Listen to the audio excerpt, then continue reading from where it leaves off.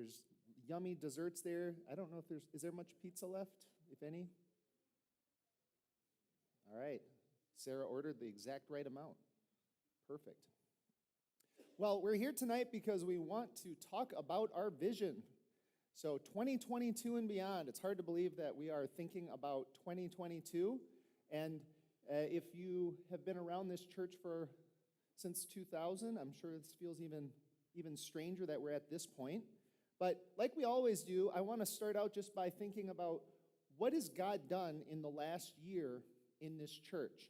And I decided I wasn't going to put a slide up like I normally do, where I include a big list of things, because this is going to be a audience participation type thing. So anything big happen in 2021 in the last year since our last Vision Banquet that anyone is thankful for? Anything at all? A new church. That's pretty cool. At this time last year, I think the wood would have been up, but we were putting this building together. I mean, that's a pretty huge deal that God blessed us in that way. And of course, there's 80,000 things that went along with it. At least for me, one of my biggest prayers as we were going through the building project was A, nobody gets hurt, and nobody did. Praise the Lord for that. And B, that we would stay united and still like each other when it was done. And for the most part, we did that too. A couple of exceptions. We did a really good job with that. Actually, and I know Lauren has said this before, that his dad was basically like, oh, you're building a church, you're going to lose people because you're going to get on each other's nerves. And that's the normal. But we didn't do that. Yeah, see, it fixed some of our problems too. I like that. Yeah, it fixed some of our problems. So what else? Because there are other things that happened this year. I mean, obviously that was huge, but yeah. Yeah, we sure like them. Yeah, we like you guys. We're excited about that. There's a few others too. A lot of new visitors in general, and some very consistent people that are coming. So if you haven't met some of the families that have been regular attenders, make sure you do that. Some of them, so Joan and Carl, they're an older couple. I think they're in Las Vegas now. They winter in Vegas and are here during the year, but they've been consistent. Some of our neighbors, like Shauna, has been here quite a bit. Others as well. What else? I know there's other things. Babies! Babies. We've had some babies. That's like every year. It's awesome. There are a few ways to grow a church, and we do the fun way. What else? We have a live stream now. In fact, this is being recorded. So, yeah, it's being recorded right now, and I can actually move around so I don't fall asleep from my trip. That's kind of why I'm standing here and moving around and drinking caffeine. It is a big deal, though. We couldn't do that in our old space. And even when we first moved in here, it's just the internet wasn't strong enough. So,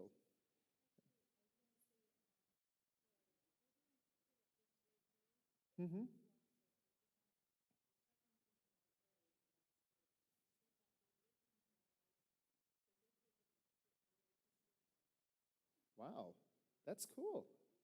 We can quiz him, make sure he's telling the truth. No, I believe it. I love it when just see people I don't know here using the space appropriately.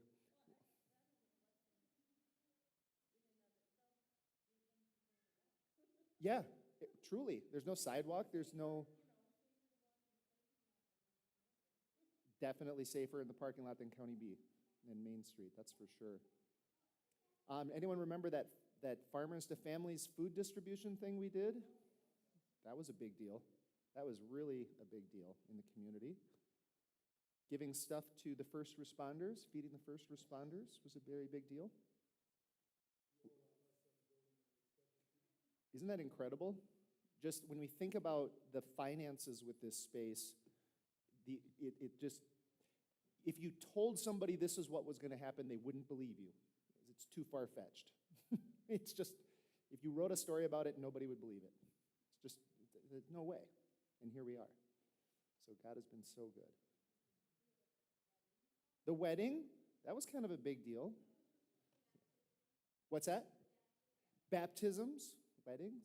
Yeah, we had 4 baptisms, 2 of them here, but we've had 4 baptisms in the last year. I asked Jesse, where's Jesse? I asked Jesse to help me with, hey, who else has been baptized? He's like, your son was one of them? Oh, yeah. Titus was. That was only a year ago. What else? There have been a lot of things, but sometimes it's hard when you're put on the spot like this. But truly, Philip, were you? Yeah, the young adult groups are amazing.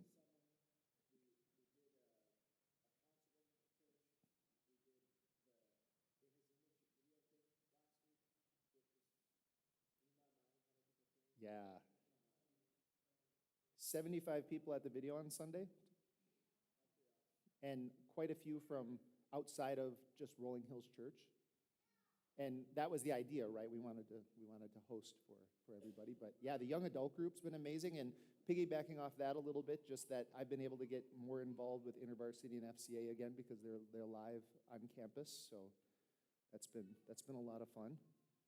There have been a lot of good things. And as you think about the fact that we're coming out of COVID, are we ever going to come out of COVID? But we're on the other side of all the lockdowns and the quarantines and things. And when you talk to all the experts, we should be at about 80% of our pre-service attendance if we're in the top 1%. So if we're like in the best of the best, we should be at 80% of where we were before COVID. We are a little bit higher than where we were pre-COVID, obviously. Giving has been good across the board in churches, but just attendance outside of things, we've been doing well, and just being able to serve our community in so many ways. A lot of churches have not been able to do those things either, so we have been so abundantly blessed. So I think we all know that, right? We all know how blessed we are.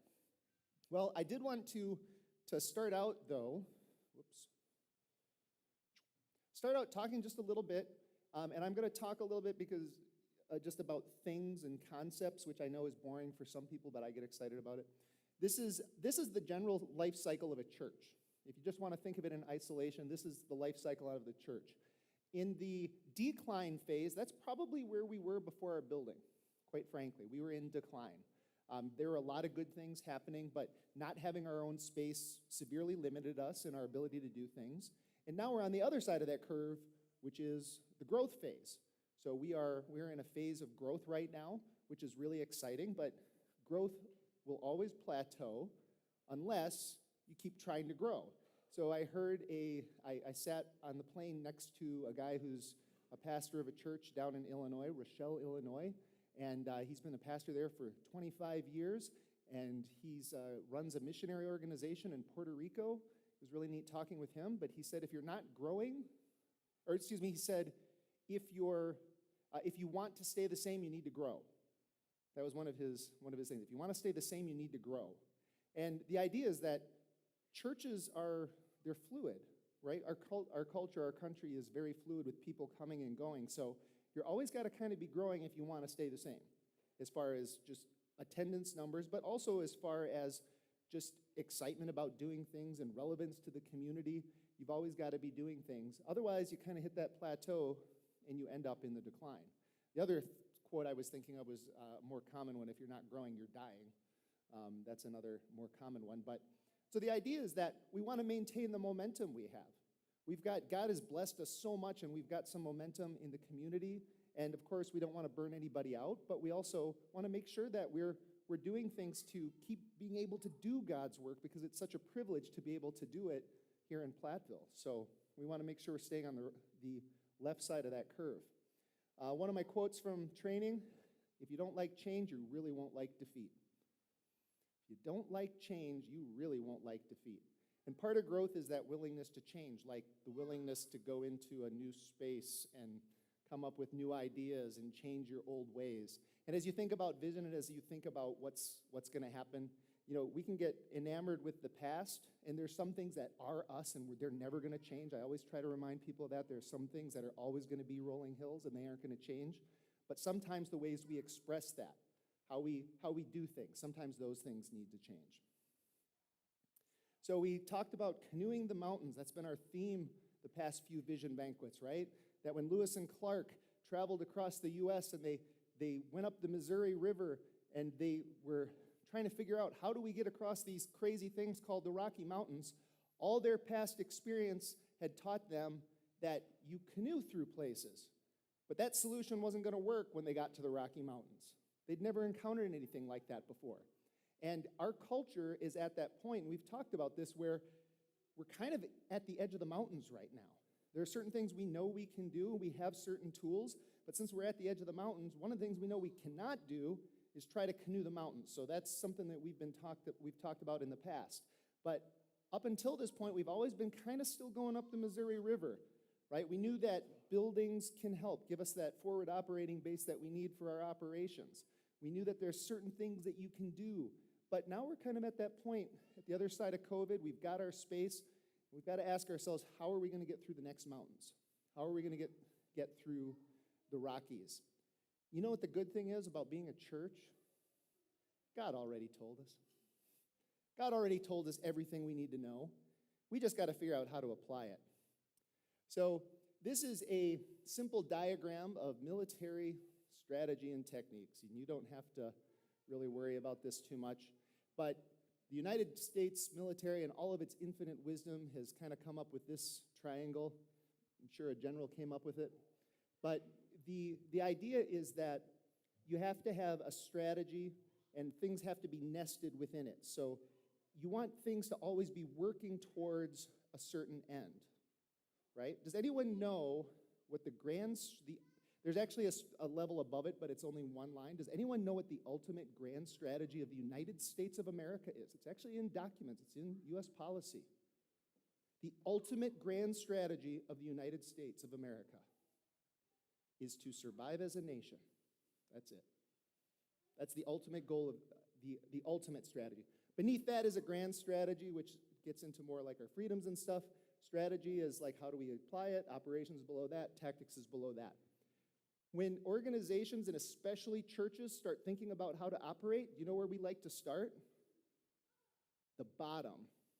We like to start by thinking, let's do a potluck every month, which is a tactic, but you need to make sure that everything you do falls into the things higher than it, that it's a nested plan, which a potluck would fit that, by the way, for us, so that you're not just scattershot all over the place hoping that what you do is going to work.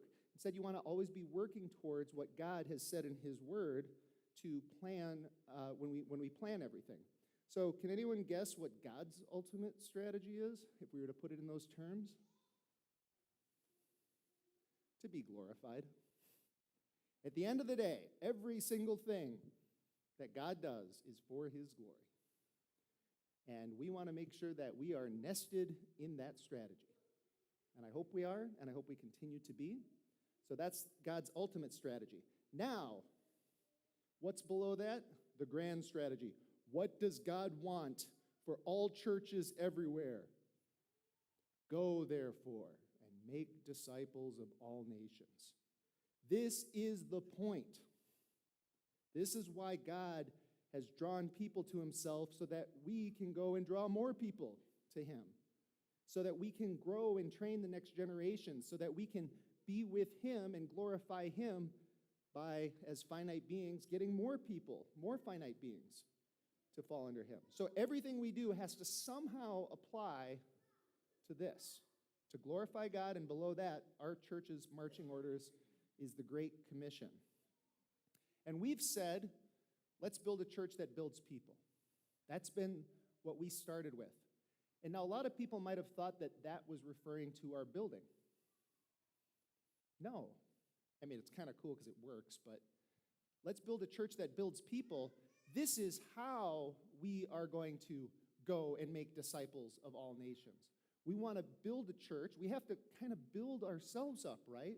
We have to work within ourselves and with the people around us so that we get built up, so that we can build other people, so that we can spread the gospel, so that they're spiritually built, so that we can serve our communities, so that they're spiritually helped, or that we can show God's glory to them. So we want to continue this theme of building a church that builds people. This is like our summary of our our strategy, right? And if we wanted to break it down further, this is what we elders did. We came up with, if you kind of go through the entire New Testament and you want to put it into real simple terms, there's really 7 things that a church does. Just 7 big strategies. So we glorify God, Great Commission, and here's 7 ways that we're supposed to function as a church. Obviously, we need to pray, right? We need to make sure we're praying so that we're meeting with God. We need other forms of worship too. We need to adore God. Evangelism, which just for the sake of this discussion is kind of like the local witnessing that we all do, the local going. But missions is the far away going, right? Discipleship, right? We all can't stay baby Christians, right? If we all stay baby Christians, if we all stay in that same phase, we're just going to have a bunch of 20-year Christians who are repeating year 1 for the 20th time and really not serving anyone. So we need to make sure that we are intentional in our maturity. Fellowship, we need to connect. We're supposed to be a church family. And ministry, which again, I just kind of broadly defined as meeting needs. Those are really all a church is supposed to do. So instead of canoeing the mountains and trying to come up with our own ideas, we just know that everything we do fits into one of those categories, which is pretty cool. God told us. We don't have to figure it out. It's really great. So what we elders did, now we're getting to the part where we do get some say in the matter, okay? And so we elders asked ourselves, what do we want Rolling Hills Church to look like on January 1st, 2042? Anyone know why we would have picked that date? Again, audience participation. What, Sarah? It's 20 years from today. Yes, 20 years is good, and that's a big reason. But why else? What else is then? So first of all, think about this. 2042 is closer than the year 2000. 2042, if you just do the math, is closer than 2000. Crazy, huh? 2042 is close. It's going to be here before we know it. Here's the main reason. In 2042, I'm going to be 65, almost 66 years old. Jack's going to be 147. 46, 47, I don't remember. One of those two. Steele is going to be, I think he's over there. Steele is going to be our worship leader. Matthew's going to be our new pastor. Kenzie's going to be running the women's group, aren't you, Kenzie? Think about that. What do we want to hand off to these? What do we want to hand off to these people? That's what we were thinking about. What do we want the church that we hand off to them to look like? Obviously, we're still going to have some influence. Philip will be like 35 by then, maybe, right? So we want to, obviously, like a lot of us in this room are going to have influence. Some of us will have had influence, but the idea is, what are we going to give our kids or grandkids? What are we going to give all those little voices that are never going to know about any other space besides this one? What are we going to give them? And if we think about what we want to give them, then we can work backwards and say, well, if we want to have this in 20 years, well, then we better be here in 10 years, because otherwise we're not going to be moving any closer. And so what we elders did is we came up with this great big list of things that we want to have, things we want to do, and things we want to be. And it was brainstorming, so keep that in mind. It was brainstorming. But what we did is it kind of showed us what's important to us, at least. And I hope these things are important to you. These are just a few examples, right? So one of the things that Lauren brought up is, just like the United States Ultimate Grand Strategy, be nice to survive as Rolling Hills Church. Be nice for, in 2042, for Rolling Hills Church to still be here. So there are going to have to be things that happen to make sure that Rolling Hills Church is still here in 2042. And some other ones that you see up there, I don't have to read them all. These were just a sample of some things that we had in our meeting. But we were able to kind of summarize them into certain patterns, because as we looked at the whole picture, we said, I guess this is what's really important to us. These are the things that matter to us. And so we talked about growth, which was not just getting bigger numerically, but growth as in even the space. Outward focus, reaching the community in college. Families, being a family-friendly place. Missions, which has been kind of a foundation ever since we started, which again is one of those 7 strategies, remember? Kids, family and kids kind of go together, but we've always been a church that's loved our kids. And service. So you can see that these things, that as we thought about everything, all of our operations, we want it to kind of fit in some of the things we've already talked about, which is good, right? Hopefully your elders have a vision similar to what God's vision is. But we had specific things within there. And so again, like I said, we asked ourselves, if God wants us there in 20 years, what do we want to have done in 15? Okay, if we want those things done in 15, what do we want done in 10? And if we want those done in 10, well, then what has to take place in 5? And if those are going to be done in 5, what about 3? What about the end of 2022? And then what about the end of the year we're in right now? Things don't just kind of one day become there, do they? And so we want to be intentional and move towards these things that God would have us move towards so that we stay on that growth side of the curve, or at least on the plateau part of the curve, right? God willing, so that we can serve him and we can obey him, and then whatever he wants to do is fine with me. He can use us however he wants, but we hope that he's going to just continue to bless us the way that he has.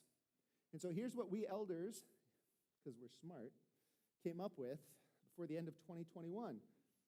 We wanted to go after the low-hanging fruit. What is easy? What are some easy things we can do? And we talked about having like kind of just a rudimentary church library. You know how many boxes of books are sitting in the church house right now? I would venture to guess probably at least 5 or 6, not counting the one bookshelf that's already full in there. These are great resources for discipleship, to give to people, to help people grow, and they're just sitting in boxes. So why don't we get a few bookshelves and start a rudimentary library, and we can start to expand off that, and then we can share the wealth instead of everybody having to go find stuff. Now they can find things that they know that others have read and would recommend. We elders have to do some information gathering and tracking. I just wanted to put that in there. Getting a church calendar. Like, again, this idea that we we have to follow those 7 things and we have to survive as an entity. We got to kind of have like a routine and a rhythm, which we don't have. We don't have that yet, so we're hopefully going to kind of get into that. And part of the church calendar, and I don't know if you've noticed, this is something I've noticed, when we were doing things last summer into this fall, do you know what we based everything on?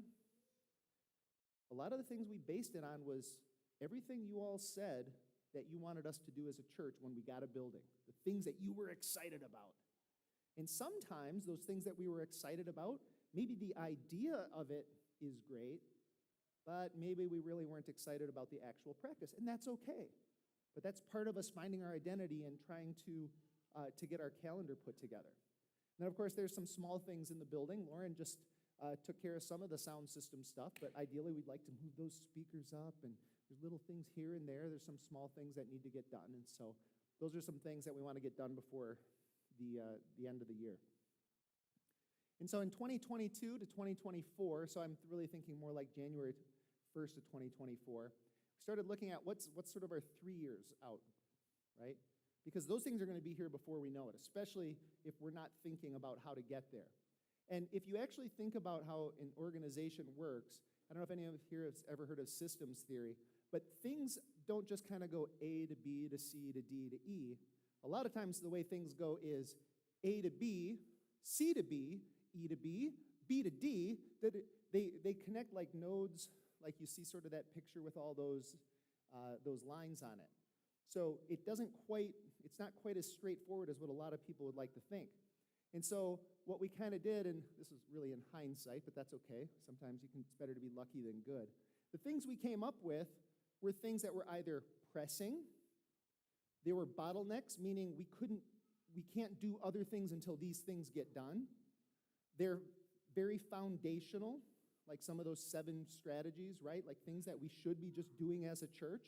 And of course, the easy wins. Sometimes there's just things that are easy to do and we can get them done. So in the next 3 years, these are the things we're thinking about. So here's some pressing things. Some of this is maybe not relevant to you, but we do need, as elders, to make some decisions. How exactly do we want to use our church house? That's a pretty important decision. How exactly do we want to, allow people to use this space? Right? Do we just want Rolling Hills people to use this space? Do we want anyone off the street to be able to use this space? Like, some of those decisions, they take time to sort through, but they're things that we have to do. The small things in the building that I already mentioned. There's small things that need to be done. Like, it'd be nice to get those speakers up there, and the cables are getting out of the way, like Lauren has been working on that. Getting the tables that are supposed to come in for our potlucks. Like, there's just small things that need to be done. Now getting to some bigger ideas, landscaping. And the reason landscaping is pressing is because we kind of told the city when we got our permit for this land that eventually we're going to have a landscaping plan. And that landscaping still might just be grass seed in the dirt, which is fine. But if we're thinking about other things, if we're thinking about where are we going to put some trees over there, and how are we going to want the flowers over by the sign to look, when we start thinking of those things, if we don't have a comprehensive plan, it's going to look like a hodgepodge patchwork quilt instead of a kind of a fluid thing. And so we're actually hopefully going to be working with the university because they've got an ornamental horticulturist group that Tara has put us in touch with who will hopefully help us come up with a plan so that we can keep things uniform and nice. And then this one, I feel like it's pressing. It's a playground. I feel like we have to have something. And part of that is so my wife doesn't kill me, but also because when we're doing things like potlucks, when we're doing things like playing sports, these little ones don't have anything to do. And if we had an easy way, again, this is just an idea, if everyone could go out that exit door and there's a chain link fence that leads you to a playground where the kids can just walk out and they're just going to be there and we don't have to worry about them running out into the parking lot, we don't have to worry about them running out onto County B, that they're just going to be in a nice, wonderful area where they can play, and then we adults can do our potluck thing and go play some rugby or whatever the case would be. It's going to make life a lot easier. And the moms group can come here and all kinds of good stuff. So I think that's why that's under that pressing category. Some of the bottlenecks, one of them we do have to figure out what we're going to do with the church home, but the church home also needs to be fixed up in accordance with that. That the house is such a blessing that we have it, but it was also 40 years old, owned for 40 years by an old couple, and they just really weren't able to do anything with it. They weren't able to make any upgrades. They weren't able to make any changes, and so we're calling Dave Groom out all the time. Hey, Dave, we need you to fix the sump pump again. We need the basement shoveled out again. We need to do some movement of dirt around the outside of it. If anyone noticed that the eaves troughs aren't exactly straight on that building, there's a few things, or that the carpet's a little old. Yeah. Parking lot. Has anyone noticed that we've had several occasions when we're out of room out there already? The parking lot. Sierra's wedding, good luck trying to find a place to park. Right? I heard the parking was pretty tight even on Sunday. I don't think it was completely full, but we've had like 3 or 4 times when our lot was actually full and we were not completely full in here. And so what happens if you're a visitor, you're coming to a church, you can't find a place to park, you're 51% sure you were going to go in the first place, now you can't find a spot to park, but you know what, it's a nice turnaround right here to go out and go find someplace else, right? And if we don't have enough spots for people to park their cars, now we're going to run out of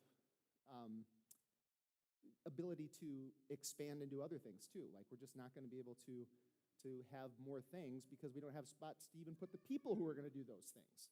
So the parking lot's really important. We also put up there, the pastor is only bivocational, and I know this sounds self-serving because it's about me. So I have 4 jobs right now, plus full-time school with my military, which is going to be done really soon. It's going to be awesome. But I'm tapped, and I need to stop some things. And if we as an organization and we as a church community are going to continue to progress to do God's work, some of this needs to be prioritized and some of it needs to be just gotten off of my plate. That's just sort of the bottom line. And so my goal is to only have 2 jobs by the end of next year. Only 2. It's going to be great. I'm thinking the military and here, because the military is like the best part-time job ever now that I've been in for 20 years. So other things that are foundational, we talked about some of this, discipleship. That's a big deal, right?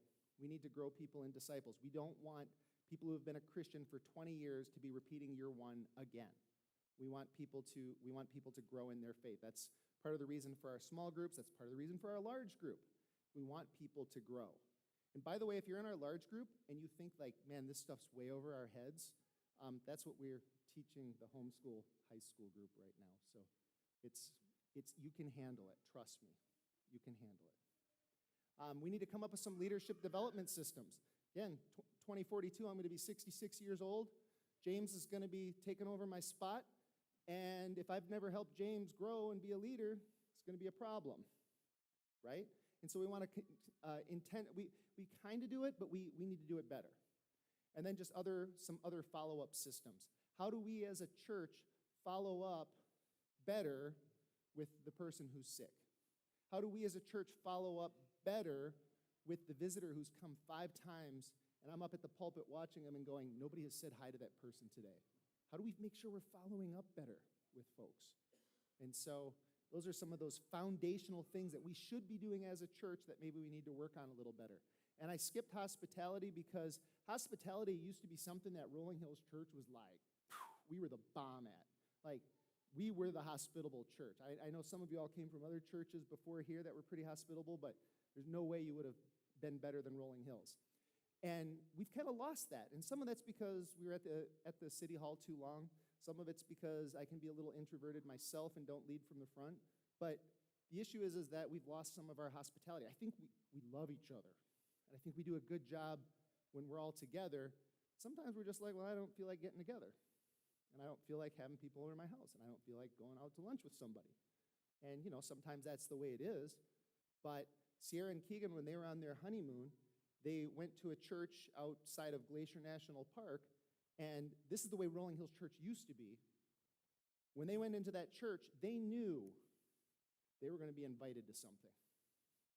They knew they could schmooze somebody into giving them a ride into the airport. like that's the place, like when you walk through the door and you're like, I mean, maybe if you're an introvert, it's not all that great. You like walk in like, oh man, I'm going to somebody's house today. But if you're an extrovert, I mean, you can always say no, right? But the idea that you can go, like you're going to walk through the doors and you just know, like, not only do these people love each other, they're going to try to bring me into their community.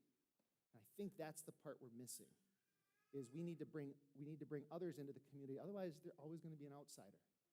And it's hard because, like, I don't know about you guys, but it's like, oh, I haven't seen Lauren all week. Got to go mess with him. I haven't seen Eric for a while. I get so excited. And it's like, oh, somebody else will talk to that person. But it's hard. We have to figure out how to balance that better. So that's why I wanted to bring up hospitality, because that's something that we had, and we're definitely slipping a little bit with. Here are easy wins. The college and young adult ministries, they're on fire right now. It's been such a blessing, like to walk on the campus like I get to do, and even if I'm walking onto the campus for swim team and just seeing students waving and saying hi to me and all kinds of stuff. And the young adult ministry, the great things that's happening there are amazing. Another easy, I say easy, it's relative, is the church in Missouri, the one that for like 2 years has been trying to partner with us. I've talked to them again. We're hopefully going to finally partner up and do some sort of community activity together. Like they're going to bring some people up here, and the idea is that maybe they would help actually work on the house. But the eyeglass clinic is like the idea that we keep coming back to. Essentially, as a community, at Rolling Hills Church, to work with them to help people who basically can't afford glasses. Because if you know much about insurance, which I don't, it's hard to get glasses if you don't have the money for them, because insurance doesn't often cover those things. And most people who can't afford to get glasses can't afford to pay for an insurance that would get them glasses if they should ever need them. And so they've done this a few times around the country, and have had great success with it, and it sounds like something that could be very beneficial in Platteville and in the surrounding area. So that's what we're talking about. But they are excited about coming here and partnering with us. And for those of us who were blessed to go meet with them, again, it's pre-COVID that we met, but it was like after like 2 hours, we felt like we knew them forever. Like they are a perfect match for Rolling Hills Church. So we're really excited. And we've talked about how we need to do an international mission trip again. Almost got some people out the door to Thailand last year, but they were like, Thailand's not ready for Lori Groom yet, so we're going to wait. So, but to get out on an international mission trip, I think, again, that's part of our culture as a church, right? To be a church planting church, to have all these missionaries. I mean, our years alive as an organization to our missionary ratio is really high. Like, that's part of who we are. It's part of our DNA. But it's easy to lose if we're not getting out there and inviting people here, but also going out ourselves, at least for some short-term things. So we want to do that again. That's going to be interesting in the next few years, but within 3 years, I'm pretty sure God will enable us to do it. So really what we're doing in this year and in the next couple years, how many people play chess or other similar strategy type games-ish? Yeah. Do you just, when you're playing chess, some of my chess people, I'll ask Ankita. When you're playing chess, do you just run everything at the king as fast as you can and hope you get the king? Why not? You're going to get killed. It's a good way to put it. What do you do instead? You plan, and you set up your board, and you position your pieces so that everything's in the right place so you can do the things that are going to have a big impact. But you're not going to be able to have that big impact if you don't put your pieces in place. And that's what we're going to be doing for the next couple years as a church. We're putting our pawn out.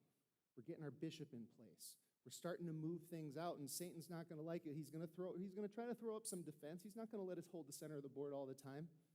But we're setting up our pieces. That's what we're doing as a church. I also kind of noticed, this is just more of an observation that I wanted to share with everyone. I've kind of noticed our church has 3 active seasons. And it's going to be during these seasons when I feel like we should be setting up our pieces, so to speak. And you can disagree with some of the dates, but in general, it kind of follows the university, doesn't it? It's kind of like we have a fall semester, a winter semester, and a summertime. And those are the times when we can do things. And at the beginning of the semester, we can't do a whole lot, but the semester kind of comes and we can kind of do more, and then it kind of wanes off at the other end. Except June through August is kind of just more of a low level. But there are kind of 3 times of the year when we can do this. And so my brain, because I'm always trying to think and plan, I'm thinking that instead of thinking of what's our vision for 2022, I want to start thinking, what's our vision for January to May? And when you start going, I have to get this done by May, like you go, I guess I better get started. I guess I better act on this. Because, I don't know, maybe I'm the only one. When you have something and you have a month to do it that takes you a couple days, when do you usually do it? Right at the very end, right? Most of the time. Some people aren't like that. And so if I say in 2022, by the end of 2022, I want to have our library done, you know what we're going to do? In December of 2022, we're going to put our library together. That's when we're going to do it. But if I say we have until May 15th, if we start thinking about these seasons, like, well, I guess we better buy some bookshelves. I guess we better get going because that's going to be here before we know it. So when we start thinking in these chunks, again, everything's moving towards that peak, right? Everything's moving towards the goal. Then we're going to be on the right track. So all of a sudden we're not like waking up and, you know, James is taking over and Alyssa's leading the songs and I'm going, nothing's changed. It's exactly like it was 20 years ago. Poor Daniel's come from seminary and he's come back and it's like the carpet in that church is like the old house. So, you know, so we don't want to, we want to be intentional, right? We want to be moving towards God's goals for us. And of course, every step along the way, right? Bathed in prayer. Every step along the way. It's not like we can never change course. But if we just kind of stand there waiting for something to happen, God's typically not going to use that. Yes, we have to be still and know that he is God sometimes, but I think you all know what I mean. So here are some things that we were thinking about this spring. January to May. Finishing that calendar. We got to get that done. Actually, we've done most of the calendar. We just haven't done the spring. We haven't lived through a spring season in this church yet. We haven't had it. So kind of some of the basic things along the way. Like, how are we going to do Easter? Are we going to do a sunrise service? Are we going to do a Good Friday thing? Are we always going to do it this way or that way? Some of those things figuring out. That landscaping plan, building our hospitality, visitor tracking and follow-up in particular. One of the things I would like to do is inventory spiritual gifts a little better, just kind of understand people. You know people and you sort of have an idea, but sometimes folks surprise you. They have gifts you didn't know, and of course there are people I have no idea what their spiritual gifts are. But just kind of knowing that, because as you're setting up pieces, I don't want to put my pawn where a bishop should be, right? I don't want my rook where my queen should be. Or I don't want to say waste, that sounds bad, but I don't want to waste my queen when my pawn will do. So we want to make sure the right people are in the right place at the right time. And again, this is another one more of the elders. We just got to make a few decisions. But those are goals. And here's the thing. I think if we had more than that, we wouldn't do them. Right? I think if we had more than 6, we probably wouldn't do them. I think 6 feels like a little, just uncomfortable enough where we'll do it, but not so uncomfortable that we feel overwhelmed. So there's me in the red tie. There's you in the pink shirt. But it's because I'm excited, because I know how the pieces are being set up. One of the blessings of being a pastor is I get to kind of see the big picture. I get to see the whole chessboard instead of just a few isolated squares. And so as we think about, if you've ever played chess and you're a big nerd like me, and you're setting up and you're just like, oh, this is going so well. Ooh, this is going to be amazing when I finally get to pounce. That's what we're doing right now. We're setting up amazing, getting ready to pounce. So again, as I kind of conclude, big question is, what are we going to give the next generation? What are all those people going to be doing? What are they going to have? Are they still going to have these chairs? Maybe. These are nice, pretty nice chairs. But what are we going to give them when we're on our way out? By the way, that church is actually a church named Rolling Hills, and that's the only reason I picked it. It's actually a church named Rolling Hills, so I don't remember what city it's in. A little bigger than we are. And so this is truly my last slide, but this is just me. This is what I imagine, though. I want you to try to imagine it with me. So I already talked about how, that door leads to the playground. If you walk out the door, there's a fence there. It kind of weaves off this way. There's playground equipment in there. The kids can go to that. This part where we are right now, this is the old building. And when you go out that way, on the other side of the canopy where the trees are, that's the memorial area. That's where people who have lost children, had miscarriages, people in our church who are beloved, that's where we can go, thank God for them, maybe grieve a little bit. And the parking lot, as you all know already, is where it was originally designed, which is on the far side of our parking lot, and it weaves around, but there's lights up so that when we have meetings like this, you can see them. They're probably going to be solar, so then we don't have to run electricity, which is pretty smart. And right there, that's the new part of the building. On the other side of this wall, that's the new part of the building. And in the new part of the building, there's classrooms. And in the new part of the building, there's maybe a full kitchen. Maybe this is just the multi-purpose room, kind of like what E3 did, right? That's right there. And when you go over here, the house, that's where the missionaries stay, the ones that come. That's where they stay. They come for a couple months on furlough. They help us do things, and then they're on their way. And the one from Burma is now coming back every year, every time they have furlough. And the interns from the seminary are coming. They're helping us with the stuff we're doing on the college campus, right? And it's a nice place for them to go. Of course, outside of that is the football and rugby field, and that ain't ever going to change, so don't even think that space is going anywhere else. So that's going to be just as it is, but maybe it'll be a little bit nicer. Below the hill, over the hill there, that's going to be a little more developed. And by the way, if you haven't seen the work that Pat Clare did, make sure you thank Pat Clare for backfilling some of those areas that are out there, because it's really nice. Maybe, this is again, starting to think way outside the box, because I'm getting old now. I'm going to be almost Jack's age 20 years from now. And when you're almost Jack's age, it's time to be put into an assisted living home.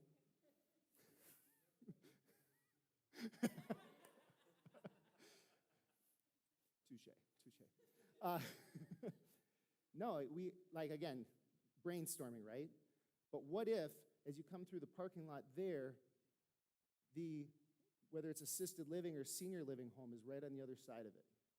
There's about 20 rooms in there, and there's 2 college students that get to live there for free, as long as they get to do things, as long as they interact with the older people that might end up in there.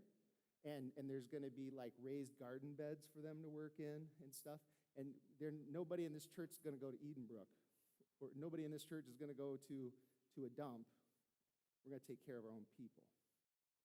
Like 5.6 acres, all for the glory of God. Maybe you see it a little bit different than I do, and that's okay.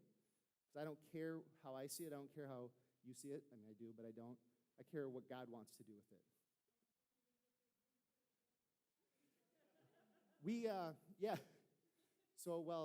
Beck's going to just he's just going to start sweeping things up and build a little cabin out there for you guys. Yeah. Hey, never mind, I'm not going to say that. No, but just start to imagine, start to see it, because we can do that. We can have an impact for the kingdom in Platteville. We can have the radio going, hey, it's time for Rolling Hills to do their veterans dinner again. I'll just call Matt. I'll just call Gail. I don't have to wait for them to call me. When the eyeglass clinic comes, when we're gonna see people wearing glasses in our seats who before couldn't see, and they were spiritually blind as well, but now they're not. You know, these are going to be the things that we are. And so I hope you can see that too. With that, I am going to turn it over to Tara, because she, and way smarter than all of us, but she is going to share a little bit about our budget next year so we can start moving towards some of these things. Thank you, Tara.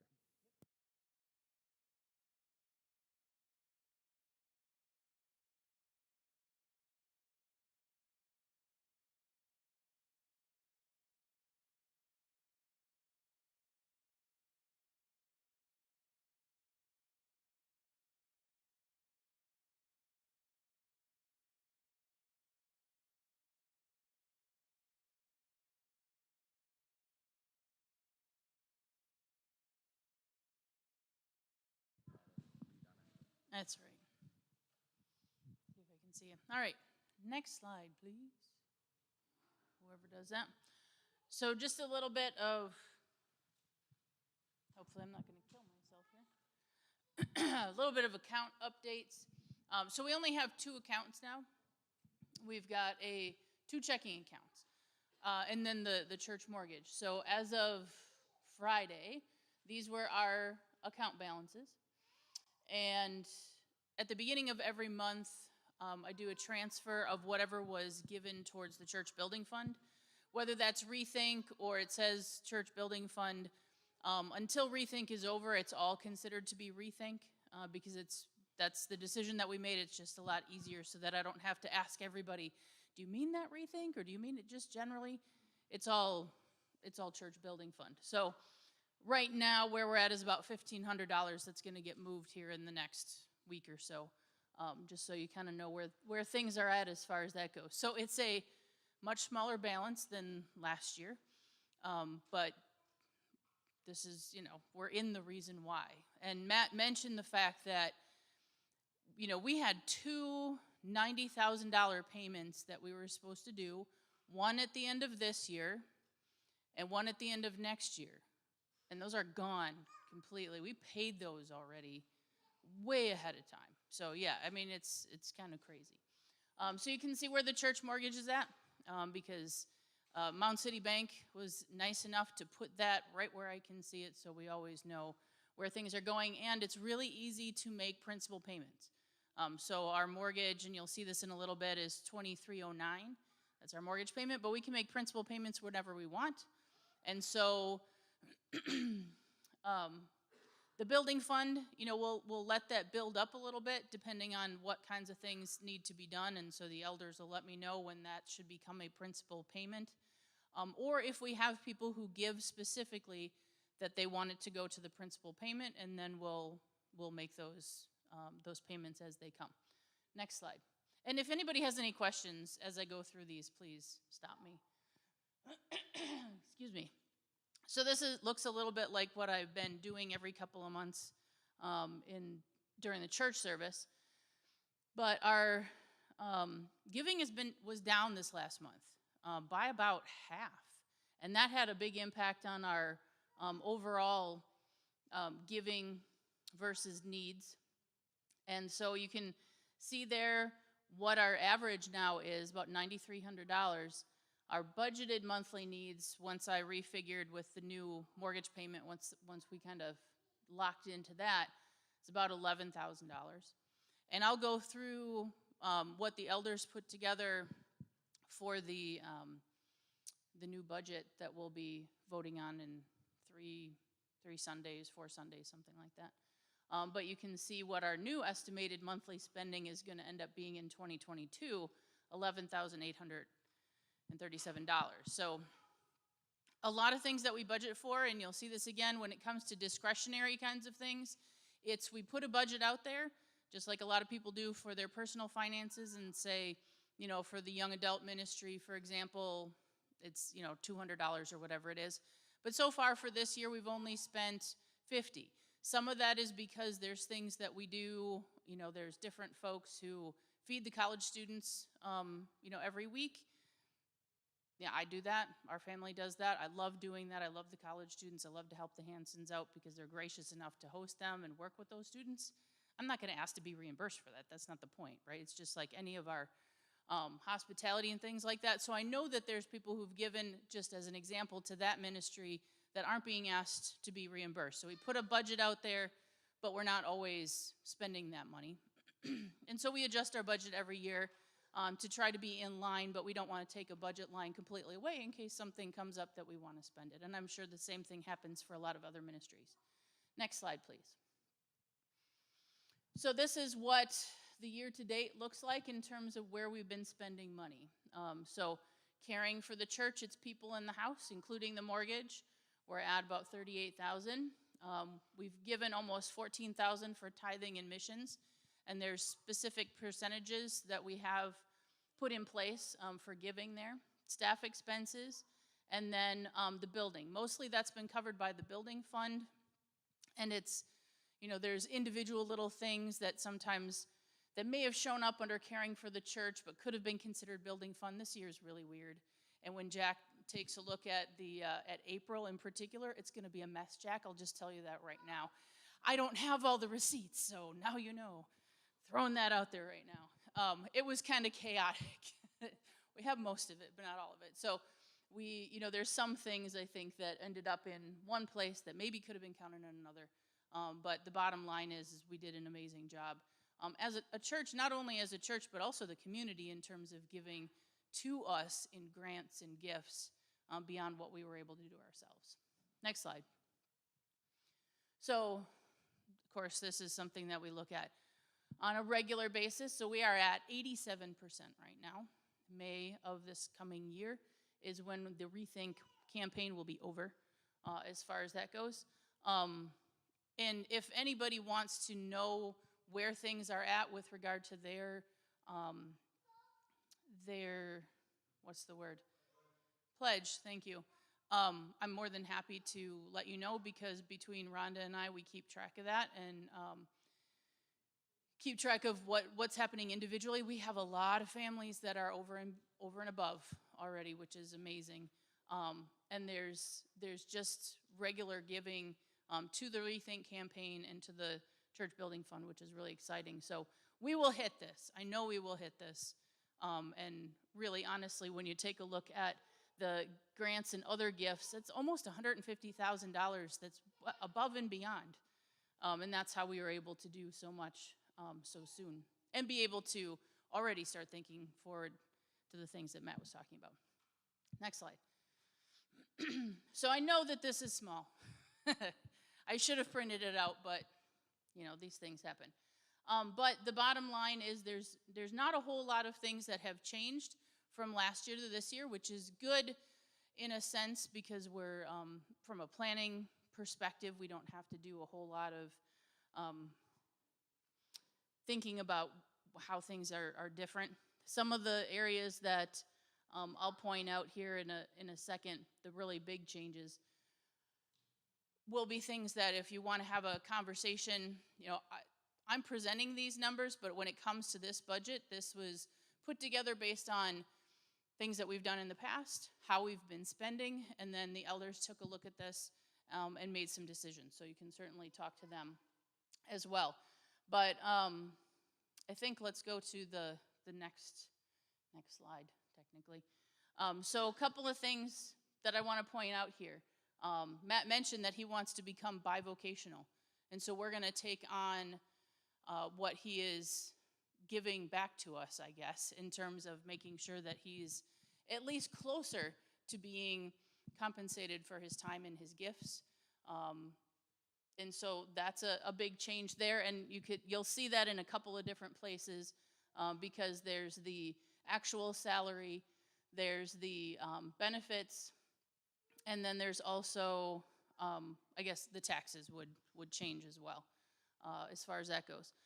Point out at the very bottom, also in red, the church mortgage. So that looks different. That number looks different because when we were thinking about what was our mortgage payment potentially going to look like, that included needing to take care of those $90,000 payments. We weren't even paying the mortgage yet, and we had that taken care of. So Mound City Bank was able to look at our mortgage and say, you know what? Doing the same amount of things you were going to have to do before from a financial commitment standpoint, that number dropped by $1,200 a month, and still able to stay on target with where we want to be and how we want to get to the refinancing that they ask us to do in like 5 years or whatever it is. So that number looks a little bit different. It's lower, which is, again, in our favor as far as that goes. So we were able to really just do some amazing things there. The other area that looks very different is in the blue box there, that's Gospel Harvesters International, Minnesota, Wisconsin Baptist Convention, and Southern Wisconsin Baptist Association. The three areas that we tithe to, or the three organizations that we tithe to or send our tithes to. And that's variable, right? So it's all about the undesignated giving. It doesn't include the church building fund. It's just the undesignated giving. So as that changes, so does our tithing, right? Just like any other income. And so that number, we were maybe overly optimistic last year in terms of that budget number. And so that's been brought a little closer to what our more realistic giving was this year, plus wanting to, hoping that some of the growth that we're going to see in the church is going to lead to increased undesignated giving as well. And so I have all of these numbers and everything. If anybody wants to dig into the numbers, I'd be happy to talk to you about them because I love the numbers. But this here is our monthly commitments. So every month, this is going to look very similar to this. And this is where the bulk of our expenses come from. Next slide. So then when we get into our discretionary, really not a lot has changed. And this looks a little bit different than the last slide does because we've got our 2021 budget and then our actual projected. So it's what we've given or what we've spent up to this point, and then kind of calculated through the rest of the year. Every year I learn something new from Jack, so thank you, Jack. I appreciate it. And then the 2022 budget that was put together by the elders based on kind of what we've spent. And sometimes we have some weird things that happen that make it look like we could spend a lot more in that particular category, but because of unusual things that happen for that particular year. This particular grouping is pretty normal and not much is going to change. The only thing that we added a line for speakers, because now that we have the space, there's a possibility that we might actually start to have some folks come in that may be either asking for something or we may want to give to them as part of their ministry. And so we added a line, and we'll see where that takes us, going forward. Next slide. Not much happening here. So this kind of gets, I think, maybe a little bit to some of the visioning that we have. There's not much going on right now, but that doesn't mean that we won't do more with it. So the children's ministry, women's ministry, young adult, men's ministry, in addition to the hospitality, again, some of that is because people are just doing. They're not asking for a reimbursement. They're just doing, and that's wonderful. But if you are just doing and you want to ask for reimbursement, know that there's a budget line for some of these things. And so don't be afraid to ask for reimbursement for any of the things that you're doing in terms of giving of your time, efforts, and finances to the church. Next slide. So this is where we have a couple of things that kind of look crazy, in particular the equipment. It was just kind of the way it worked out in terms of how we were trying to, myself in particular, how I was trying to track things. So under the equipment, the soundboards and some of the things that are back here and up on the walls and things like that was put under there so that we could get a good sense of what we were spending in equipment.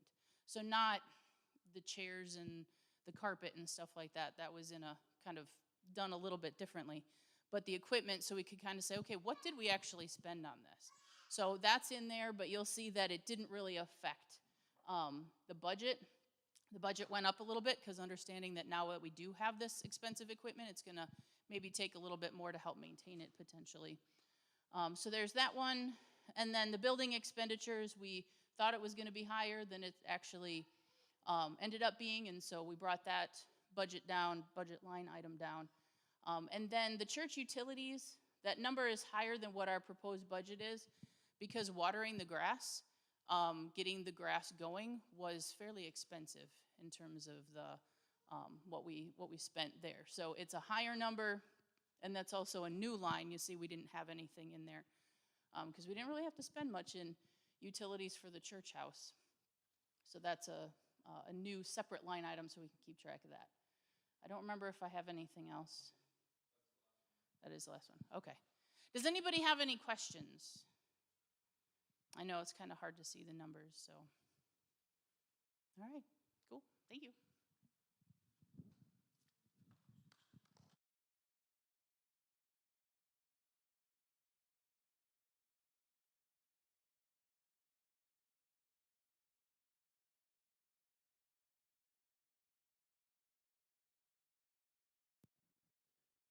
I just want to also just say again how much I appreciate everything Tara does, because I like to say a church is three things. I think I stole this from the interim pastor, but a church is a corporation, a cause, and a community, right? And without an awesome treasurer, the corporation side would be tanking, and that would cause a lot of hardship for all of us. So I really appreciate everything that you do, Tara. She's a volunteer, and she does so much, so really appreciate you. Does anyone have any questions? I know it's been, as I've gone through this week, drinking from a fire hose for a while, but does anyone have any questions, comments, concerns, criticisms, whines, moans? What are the other ones, Lauren? You got the whole list. Complaints. Aches and pains. I got some of those. A few aches and pains. All right. Well, so we'll be making sure we email the budget to everyone. Obviously, as per our bylaws and constitution, we will. I haven't actually done the math, but it's supposed to be 2 Sundays after the budget's been given to everyone. So there's at least 2 Sundays in between it being presented and us voting on it. So it'll be mid-November sometime. I can't figure out the date. Maybe after Thanksgiving's done, to vote on the budget for the affirmation. Church, but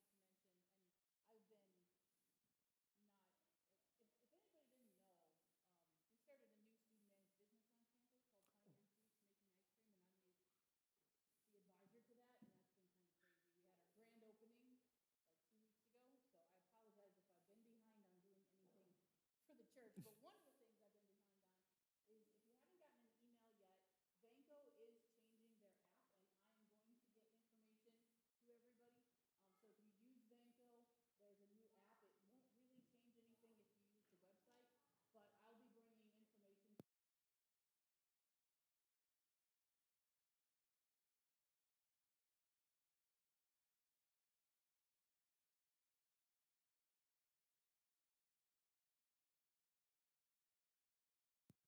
All right, thank you.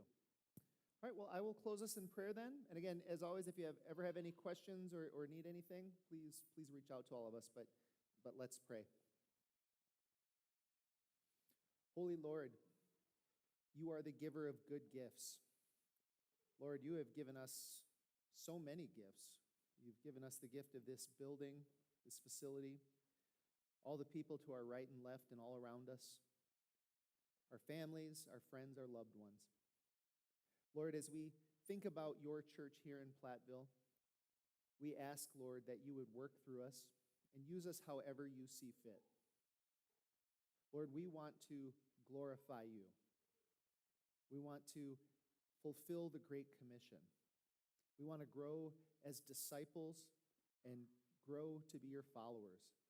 But we know that apart from the powerful work of your Spirit, that's not going to happen. We're going to get distracted. We're going to pursue selfish things. We're going to pursue our own comforts and idols. So, Lord, continue to transform us. Work in us in a mighty way. Lord, we submit ourselves completely and wholeheartedly to you. We thank you that you are such a good master. We thank you that you take such good care of us. And we thank you that you are just using this small group of people in Nowhere, USA, to advance your kingdom. We thank you, and as John says at the end of Revelation, amen, come Lord Jesus. And it's in his name we pray. Amen. All right, you don't have to go home, but